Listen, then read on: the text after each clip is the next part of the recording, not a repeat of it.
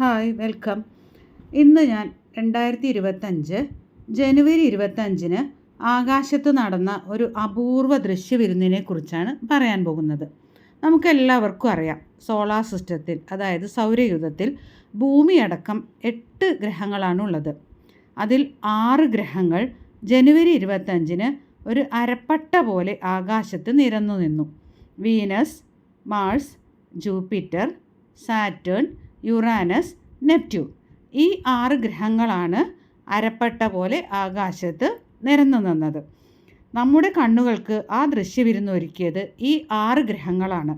ഇതിൽ യുറാനസും നെപ്റ്റ്യൂണും ഒഴിച്ച് ബാക്കിയെല്ലാം നമ്മുടെ സാധാരണ നമുക്ക് നോക്കിയാൽ കാണാൻ പറ്റുമായിരുന്നു. ആ 2 ഗ്രഹങ്ങൾ ബൈനോക്കുലേഴ്സിലൂടെ മാത്രമേ കാണാൻ പറ്റുള്ളൂ.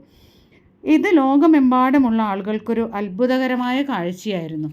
പ്ലാനറ്ററി പരേഡ് എന്നാണ് ഇതിനെ ലോകം വിശേഷിപ്പിച്ചത്. പ്രകൃതിയുടെയും ബ്രഹ്മാണ്ടത്തിൻ്റെയും ഭംഗി നമുക്ക് ആസ്വദിക്കാൻ അവസരം നൽകിയ ദിവസമാണ് 2025 ജനുവരി 25.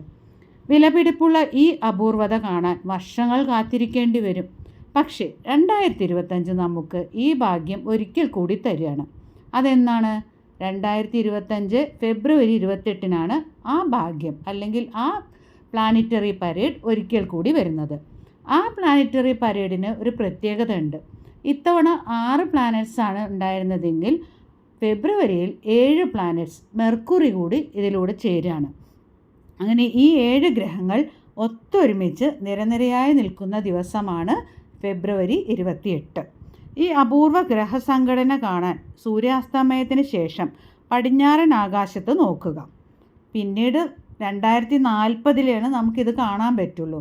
അതുകൊണ്ട് ഈ ദൃശ്യവിരുന്ന് കാണാൻ നമുക്കത് നഷ്ടപ്പെടുത്താതെ, ഈ അവസരം നഷ്ടപ്പെടുത്താതെ എല്ലാവരും ആസ്വദിക്കുക.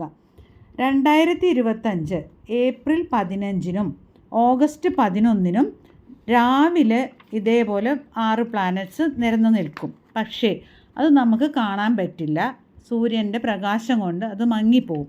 ഈ സൂര്യാസ്തമയത്തിന് ശേഷമുള്ള ഫെബ്രുവരി 28 ഈ കാഴ്ച കാണാൻ എല്ലാവരും ശ്രമിക്കുക.